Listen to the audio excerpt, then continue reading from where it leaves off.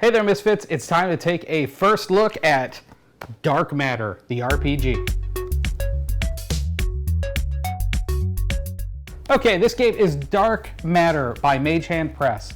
It's basically D&D in space. If you love to have an intergalactic adventure, then this game is for you.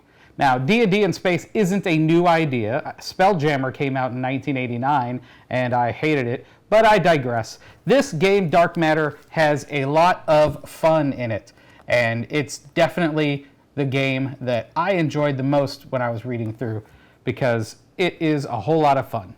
Dark Matter has a simple idea that Arthur C. Clarke said best. Any sufficiently advanced technology is indistinguishable from magic. But it takes that a bit further. It makes magic be the basis that all the technology is built on.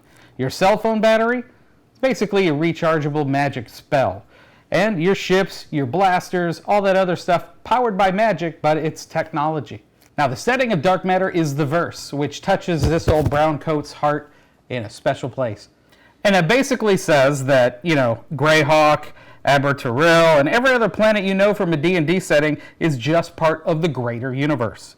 There are space elves and space orcs and space gnomes and space everythings, just about every race in D&D, and they all left their worlds generations ago to go conquer the universe. This book has a lot of galaxy building. It tells you all about how the universe works, the different planets, the different races, their history, how they interrelate with each other. Now, the game is 100% 5e compatible, so you could just crash land in the middle of Ravenloft if you want to, or you can have your D&D adventuring party suddenly get abducted by space aliens and jaunt out into the galaxy as a whole. The options are practically endless. Now, this reminds me a lot of a book series called the Black Ocean series, where spaceships were powered by powerful mages that actually was kind of their hyperdrive. So you get a lot of where technology and magic come together in this book.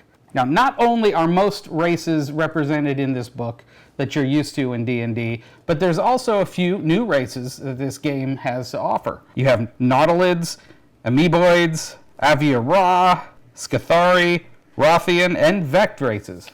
And all the classes you love have a spacefaring feel to them. Your warriors have ray guns, your clerics follow space gods, things like that, to really set this apart. Now, you get all those classic classes that you have, but one that they add to this game is called the Gadgeteer. Now, the Gadgeteer is where magic, tech, and crafting all come together. There's so much that this class can do in different ways that it's almost 3 or 4 different classes all rolled into one.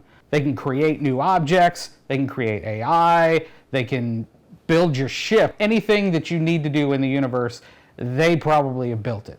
And like I said, there's all the other classes you're used to too, but they have their own intergalactic twists. Some skills and backgrounds that set your character apart from some normal dungeon diving dweller that you're used to.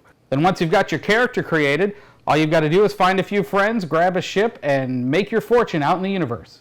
And the monsters you encounter are really hilariously sci-fi. You even can get a deck of monster cards that I picked up over at PAX U that are really, really cool. They all have all sorts of different kinds of creatures that these can just drop even into a little D&D adventure. You've got an arachno horse, radioactive goo, husks, indoctrinated, all sorts of fun stuff that can spice up your adventures. Ooh, space kobolds.